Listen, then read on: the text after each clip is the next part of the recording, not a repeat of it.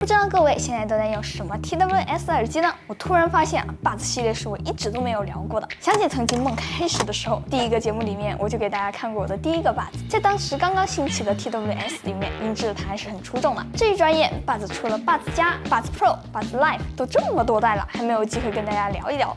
最近我收到了三星 Galaxy Buds 2 Pro 耳机，直接给大家进行一个箱的开。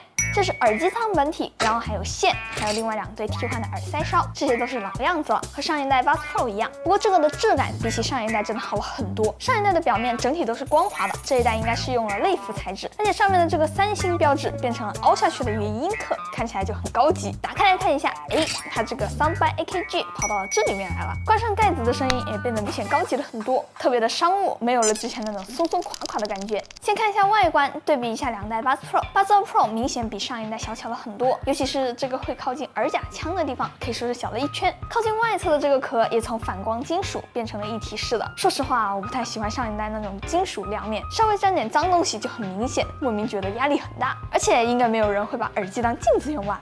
这一代变成了一致的颜色和材质，好评。小伙伴们更喜欢哪种设计呢？耳塞变小带来最大的改变就是佩戴更加舒适了。对于我这种耳朵本来就比较小的人来说，虽然不到无感那么夸张的程度，但换上最小号的耳塞梢之后，戴上几个小时都不会觉得很撑，也不会出现上一代那种听着听着就掉出来的情况。而且戴起来也很方便，基本上一塞就稳了。一打开耳机盒，三星手机就会自动弹出提示，然后就可以在这个智能穿戴 App 里面看到非常详细的设置。最上面就是开启主动降噪或者是环境音，也就是通透模式，给大家听一下分别开启降噪和环境音下的情况。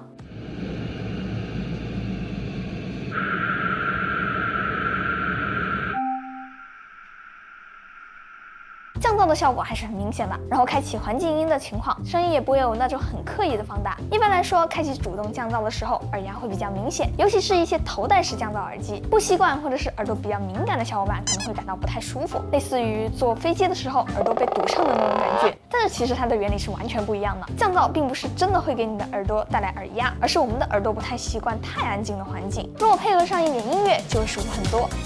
而这一代呢，耳压控制的很不错，可能就是因为新增的这个通风孔。三星的音质真的没话说，上一代的 Buds Pro 我就很喜欢，声音比较中性，解析力也很不错。这代的风格变化不大，但是低频明显更有力量了一些。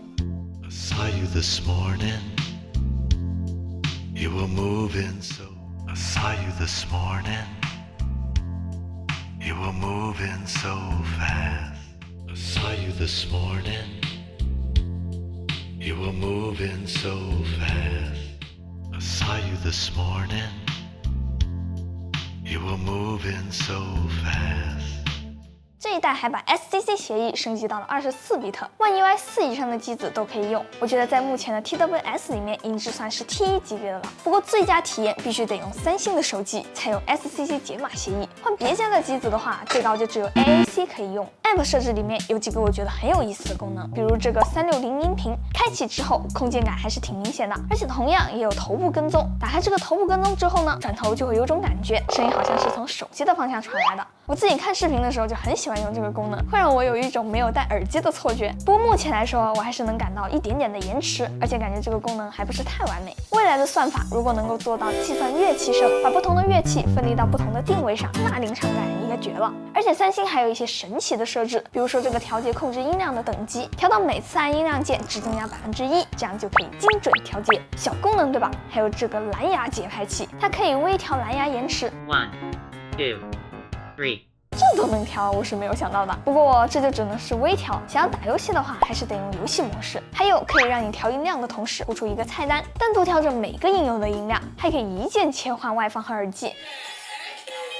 更离谱的是，这还有一个均衡器。然而这一坨功能怎么开呢？非常简单。首先，三星它是不会告诉你的，你得碰巧看到切里的视频才会知道有这么一个功能。然后在应用商店里面下载一个官方软件 Good Lock， 装好之后，在 Good Lock 里面打开家族，再下载一个官方软件声音助手，再在声音助手里面打开自定义音量面板，你就可以拥有刚才的这些功能了，非常合理。这次还有一个新功能，就是颈部伸展提醒。工作学习的时候，如果经常保持低头的状态，会对颈椎造成很大的伤害。颈椎痛，懂的都懂。开启这个功能并校准耳机之后，它就会检测你的头部状态。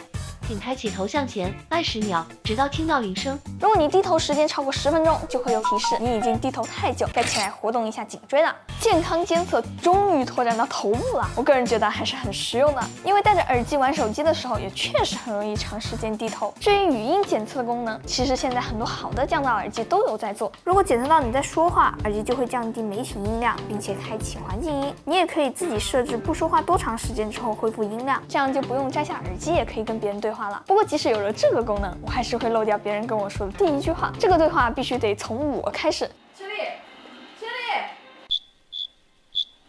耳机本身还支持 IPX7 防水，这个防水等级就很顶了，说是能在1米深的淡水里面泡30分钟。像广东这边经常刮个台风、下个暴雨什么的也不用怕。不过大伙注意了，如果真的因为进水坏了，它是不进保修的。IPX7 只是减少了坏的可能性，不是让你们去潜水的哦。有风情况下的通话降噪还是可以给大伙试试看的。不过我作为一个家里蹲 UP 主，只能用这个电风扇来模拟一下了。把你们手里的硬币交出来！把你们手里的硬币交出来！总的来说，我个人觉得 Buds Pro 的一些提升效果很不错，改善了佩戴的舒适度，补足了短板，同时也保证了自己的音质优势。也许在某一个方面并不是顶尖的水平，但是普通人用耳机本来就更倾向于综合体验。Buds Pro 在音质微小的进步的同时，还把质感、体积、体验做了优化，可以说是一个6边形战力升级。唯一的缺点可能是在开启主动降噪的情况下，续航只有5个小时左右。高情商，三星关心用户健康，不希望我们长时间佩戴耳机。首发价格1299，现在京东购买还能享12期分期免息，感兴趣的小伙伴可以去了解一下。那么以上就是本期视频的所有内容啦，记得给我点赞、3连关注哦。那么我是切里，咱们下期再见吧，拜拜。